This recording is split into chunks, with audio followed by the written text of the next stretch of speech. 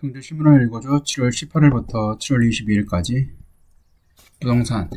대출금리 뛰자 전세 역전. 강남북 할 것 없이 월세만 쏟아진다. 빅스텝이 물고 온 전세 종말론. 월세 35개월 연속 상승.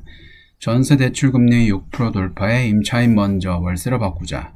서초 푸르지오 서밋 대치 아이파크 전세보다 월세 물량 더 많아. 전세보증금 인상분 월세 전환 갭 줄 때까지 월세 난빈 속출 우려. 지금은 보증금 5억 원에 월세 100만 원에 살고 있는데 요즘 시세를 보니 월세가 200만 원까지 올랐어요. 앞으로 월세를 감당할 수 있을지 걱정입니다. 서울 송파구 잠실의 한 대단지 전용 84제곱미터 아파트에 사는 회사원 정목 씨는 벌써 계약 갱신을 걱정하고 있다. 전세자금 대출 대신 반전세를 틱했지만 가파른 금리 인상 여파로 월세 가격도 급등하고 있어서다. 전세를 전환하려 해도 13억에서 15억에 달하는 보증금을 감당하기 어렵다. 금리 인상기가 본격화하면서 전세 월세화 현상이 빠르게 이어지고 있다. 보증금은 그대로 둔 채 월세만 올리는 준전세가 빠르게 늘면서 오는 8월 나오는 계약갱신 청구권 만료 임대차 물건들도 월세 전환 대열에 합류하고 있다. 금리 인상과 함께 전 월세 전환 비율도 같이 오르는 만큼 임차인 부담은 심화할 것이라는 관측이다. 오는 8월 계약갱신 청구권을 소진한 임대차 물량이 시장에 나오면 전세보증금 인상분을 월세로 전환하는 움직임이 가속화될 것이라는 전망이다. 윤수민 농협은행 부동산 전문위원은 그동안 전세를 선호하던 분위기가 금리 인상기를 맞아 바뀌고 있다며 불확실한 시장을 피하기 위한 주택 잠재 구매자들의 대피성 임대 수요까지 겹친 상황이라고 설명했다. 3주 만에 장중 2400선 찍은 코스피 괌에도 벗어나 베어마켓 랠리. 코스닥은 한 달 만에 790선 회복, 나스닥 등 미국 증시 급등 영향, 11년 만에 빅스텝 전망에 달러 강세 완화, 기대감도 반영, 순환매 장세 추세 반등하냐, 인플레 경기 침체 등 약세 여전. 22가 0.5%를 올렸습니다. 예, 거기에 따라 가지고 아마 달러 환율도, 달러 가치도 22에 많은 팩터가 들어가 있기 때문에 달러 가치도 그나마 조금 하락할 것 같습니다. 자, 코스피 지수가 3주 만에 장중 2400선을 터치했다. 지난 4일 기록한 장중 연저점 2276.63 대비 110포인트 넘게 상승했다. 증시가 괌에도 국면에서 베어마켓 랠리 국면으로 진입했다는 분석이다. 그러나 경기 침체와 인플레이션 우려, 강달러 현상 등 주식시장을 짓누르고 있는 악재가 여전한 만큼 추세적인 반등을 기대하기는 이르다는 게 전문가들의 대체적인 전망이다. 20일 코스피 지수는 0.67% 오른 2386.85에 장을 마쳤다.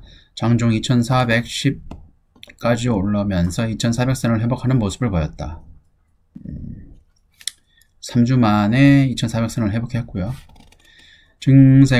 증시가 추세적 반등세를 타는 건 미국 페드가 기준금리 인상을 마무리하는 시점과 맞물릴 수 있다는 게 전문가들의 전망이다. 전문가들은 연말에 미국 기준금리가 연 3.75%까지 올라갈 것으로 예상하고 있다. 김학균 신영증권 리서치 센터장은 미국 페드가 3에서 4% 수준의 물가 상승률을 감내하고 긴축을 멈출 때 증시 바닥이 다져질 것이라고 내다봤다. 네, 금요일자 두 번째 2차전지 마지막 퍼즐 폐배터리주 뜬다. 자원 안보 시대 본격화되며 폐배터리 재활용 시장 급성장. 현대차, LG엔솔도 선점 나서. 코스모 화학 7거래일째 상승. 하나기술 A-프로도 오름세. 러시아와 우크라이나 전쟁 이후 자원 안보에 대한 중요성이 커지면서 폐배터리 재활용 관련 테마주가 주목받고 있다. 2차전지의 주요 원료인 니켈, 리튬 등의 제때 공급받지 못할 가능성에 대비하기 위해 새 주요국가 완성차 2차전지 업체들이 폐배터리 재활용 시장 선점에 나섰기 때문이다. 기업공개 역사상 기관 투자가 수요 예측에서 역대 최고 경쟁률을 기록한 성일하이텍과 코스모 화학 등에 관심이 쏠리고 있다.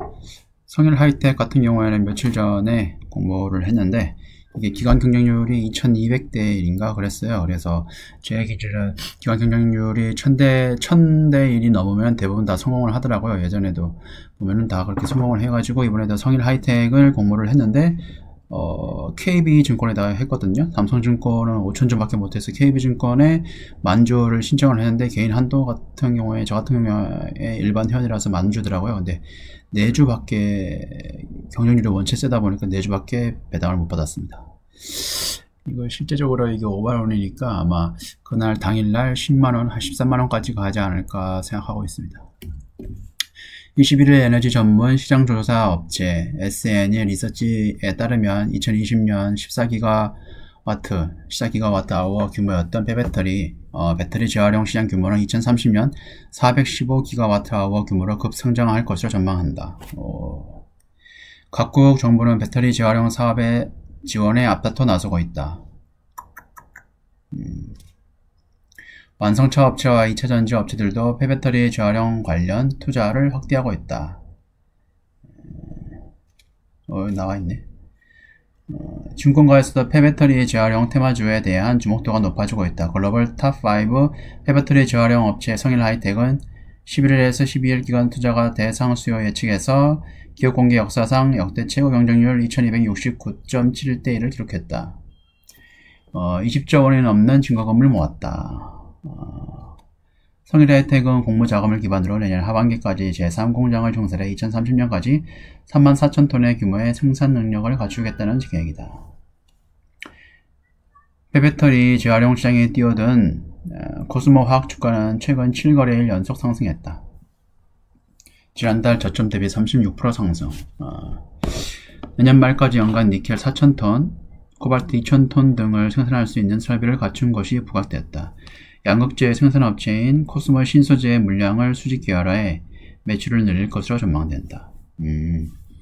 폐배터리 성능 검사기를 개발한 하나기술, A프로 등도 이달 들어 각각 7%, 3% 상승했다.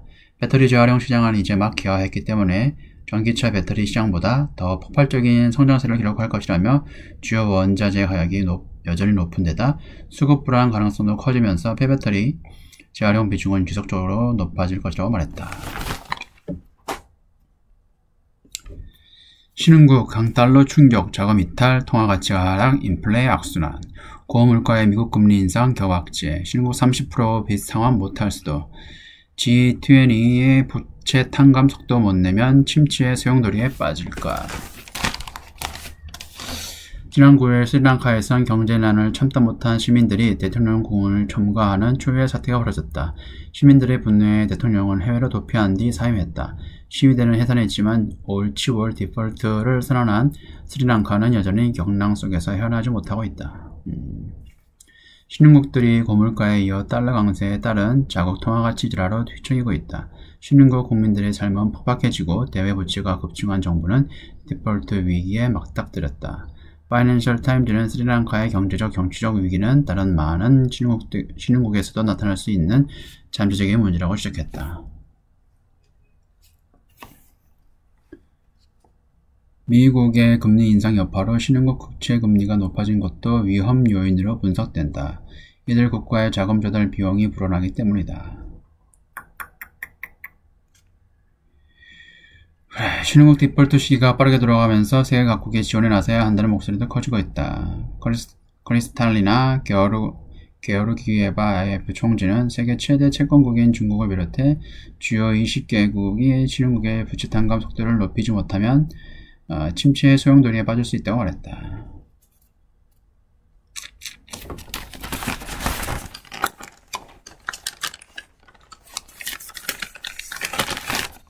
파이낸셜 타임즈는 최근 G20 재무장관들과 중앙은행 총재들이 신흥국 디폴트 문제와 관련해 논의했지만 앞선 금융위기 때와는 공동 대응에 나서는 게 훨씬 어렵다는 점만 확인했다고 전했다.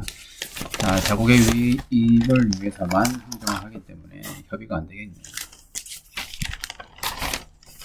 일본은행 일은 또 나홀로 돈 풀기, 인플레는 일시적, 마이너스 금리 유지하기로, 수입 에너지값 급등의 물가 상승, 내년 1%대 초반으로 안정 전망, 아베 추모 속 정책 선회 부담, 상반기 무역 적자 43년 만에 최대, 원유 천연가스 수입 2배 늘어. 일본은행이 2%를 웃도는 물가 상승률이 이어짐에도 불구하고 대규모 금융 완화 정책을 유지하기로 했다. 에너지 가격 급등과 엔화 가치 하락에 따른 현재의 인플레이션을 일시적인 현상으로 봤기 때문이란 분석이다.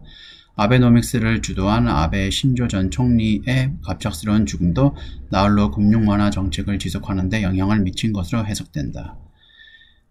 일본은행은 21일 금융정책 결정회의를 열어 단기금리를 연 마이너스 0.1%, 장기금리를 연 0에서 플러스 마이너스 0.25%로 유지했다. 올해 소비자 물가지수 CPI는 2.3% 오를 것으로 전망했다. 지난 4월까지는 1.9% 예상했다. 일본은행의 연간 물가 예상치가 관리 목표인 2%를 넘는 것은 소비세 인상이란 특수 요인이 있었던 2014년을 제외하면 2003년 이후 처음이다. 20년 만에. 물가 상승률이 관리 목표치를 웃도는데도 금융 완화를 고수한 것은 내년부터 물가 흐름세가 꺾일 것이라 봤기 때문이다.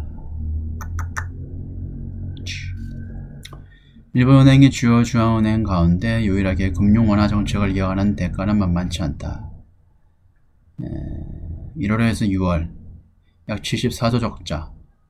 통계 비교 가능한 1979년 이후 사상 최대치 적자입니다. 국제 원재 가격 급등과 엔화 약세의 영향으로 수입이 사상 최대치인 53조 8,619억 엔으로 늘어났다. 근데 일본 같은 경우는 해외 자산이 원체 많아가지고 크게 걱정 안 할 거예요.